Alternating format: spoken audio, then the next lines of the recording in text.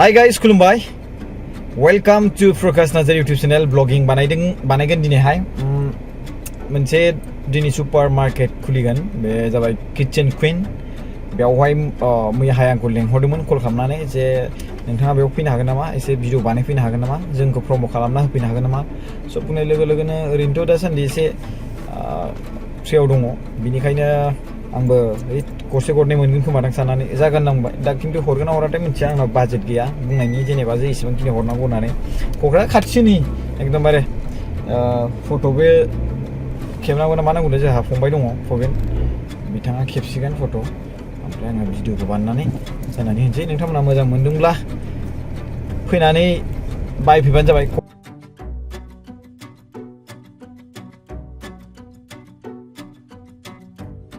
बे क'क्राझार टाउना माबानो साननि खाथिथार नामाब्रा? क'क्राझार टाउना साननि खाथिथार जायो नामा? माने इसेबां गरम थानोनो सुखुवा, एकदमबारे रुमावनो माने लोमजाहां जालायलायबाय. एकदमबारे सिङाव थानाय जिखिनि बेसादफोर जुदि मोनालासिनो जुदि गोथाङै जादोंब्लाबो मोनफिनजोबलायलायगोन आरो ना सिङावहायनो, ओरैबायदि गरम माने एफा गरम आयु. स' गाइस फाइनेलि सुपार किचेन माने किचेन क्वीन बेखौ मोनबाय. नायदो नैबे सायाव दै माने गारि सुग्रा दंखायो. ओमफ्राय नैबे साइडथिं जाय दखानखौ बेबायदि नोजोराव नुनो मोनगोन. बै जेराव इउ एकाडेमि दङ, बै जेराव बिशाल मार्केट दङ, बिशाल मार्केटआ बिथिंजाय. ओमफ्राय नैबे थिनां दङ. ओमफ्राय नायदो किचेन क्वीन. दा दिनै बेखौनो जोंखौ भिडिअ बानायनो थाखाय लिंहरदोंमोन आरो ना. बिदिनो लिंहरदों आरो ना. फैगासिनो दं आलासि. किचेन क्वीन ए कमप्लिट डिपार्टमेन्ट स्ट'र. स' डिजाइन खालामगासिनो दं. बिथिंजाय आलासि जिरायगोन आरो ना. आलासि बिथिंजाय जिरायगोन.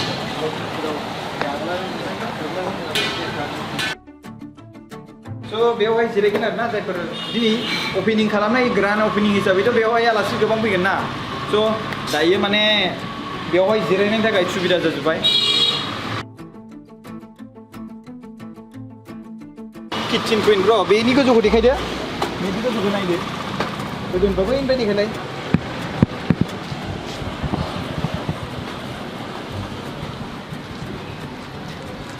किचेन क्वीन बेनो स्ट'रा.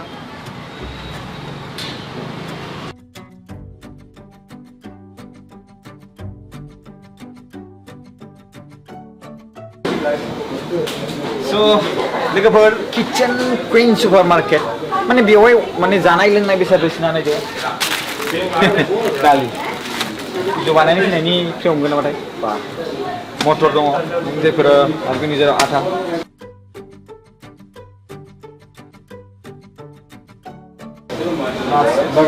बागान गया.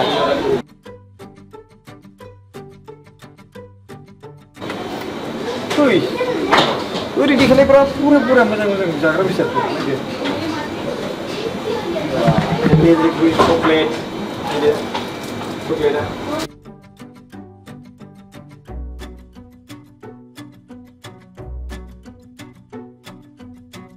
खमन नामा? फ्लेट 5% अफ होनदोंना पतंजलिनि 195 बा 5% अफ जागोन बा 195 बेसे जागोन बा दीजिए कैसे कुछ सामान खरीद रहे क्या?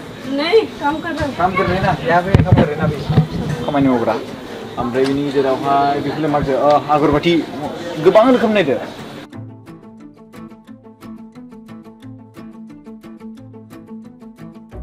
बेखायनो जोङो साहा लोंहैबा आलासि लोंहैबा डिजाइन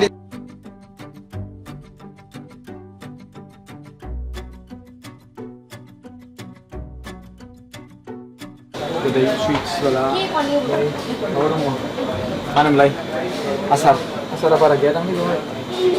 नै नायदो गोबां रोखोमनि माबा दंलै. नायदो बानलु दङ, मस्ला अनियन पाउडार दङ, गार्लिक पाउडार, जिन्जार पाउडार.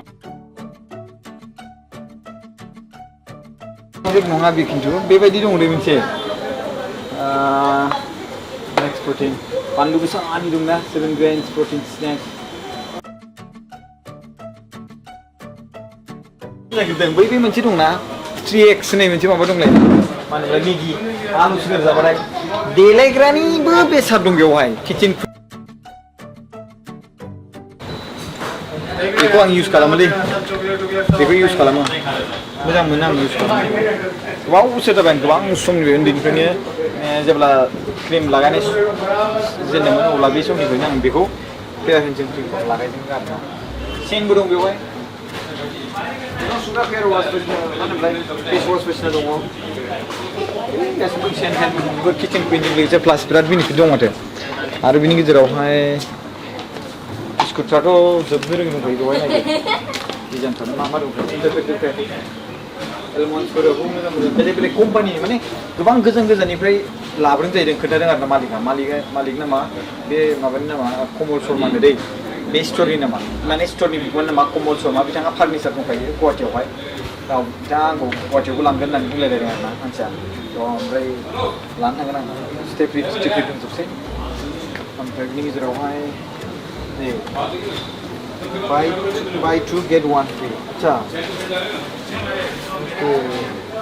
पान्डा मोजां मिगि बायदि जानो बेबो एसे टेस्टिया बेलेग टेस्ट एखेयानो जायो गोरान एवनाय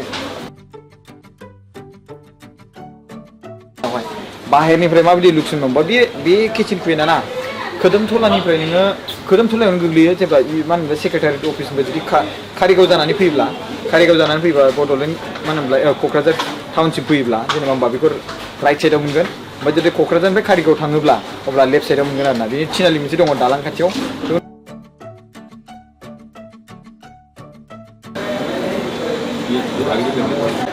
सर नैबे थिंजायबो मोनसे चेम्बार दं ये देखो इधर कैमरा में आना चाहता था बोलो जी क्या काम कर रहे हैं हम मलाई के सर कुल्फी बना रहे हैं जूस बना रहे हैं कुल्फी अच्छा कुल्फी हाँ, कुल्फी मिलेगा यहाँ पे फलादा कुल्फी मिलेगा क्या फलादा मलाई केसर वाला अच्छा केसर वाला ना हाँ अच्छा और फुलैदा ना क्या बोलते हैं क्या फुलैदा कुल्फी भी होता है ना फुलैदा हाँ फुलैदा वही बनेगा हाँ अच्छा तो बिराद मोजां आरोना नोङो फैनानै दसे बेवहाय साहा लोंनोबा साहा लोंनो हागोन बेवहाय आरो नों आइसक्रिम जानो गोसोबा आइसक्रिम जानो हागोन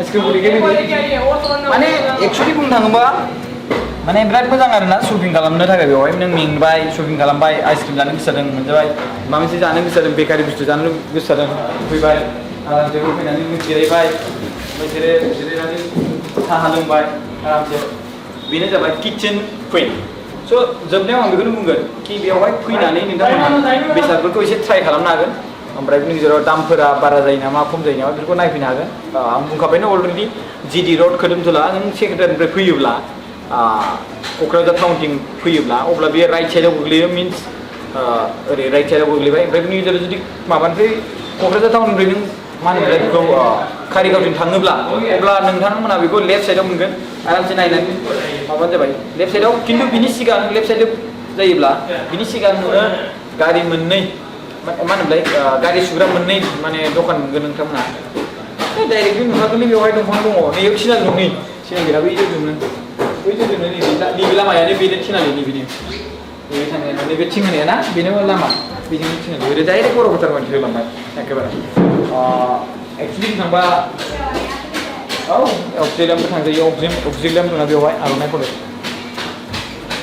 थिगैबा तेरे ओमफ्राय अके बेजों माने लामानिफ्राय आं बेखौ बुंसै इउ आर आन्डार सिसिटिभि सार्भेलेन्स माने सिसिटिभिबो दंखायो फुटेज सिनारिया हायदे आं बुंदोंमोन ना दानि सिनारिया जायखौ बेनो दासो बानायगासिनो दङ गोबां मानसिफोर फैगोन माने क'क्राझारनि DSP मेडाम जा खुनु मेडामा फैगोन SP बिथाङा फैनो गोनांमोननो बाट माखासे खामानि बारायनायखाय मोनसे माखासे आर्जेन्ट जाब्रब दोंनो स' बिनिखायनो दा फैनो हाला दा DSP फैगोन बायदि होनदों खुनु फैगौआ आरो बेबो फैगोन ना फैया बेखौ मिथिला खिन्थु फैगोन होननानै बे बाथ्राखौ मिथिमोनदों 11टायावनोमोन दाथ' नै 11:30 जालायलांबाय स' जोङो भिडिअ बानायखांबाय बानायनाया खिन्थु दिनै बेवहाय माखासे जाग्रा माने लोंग्रा बेसादफोरबो बेवहाय माबा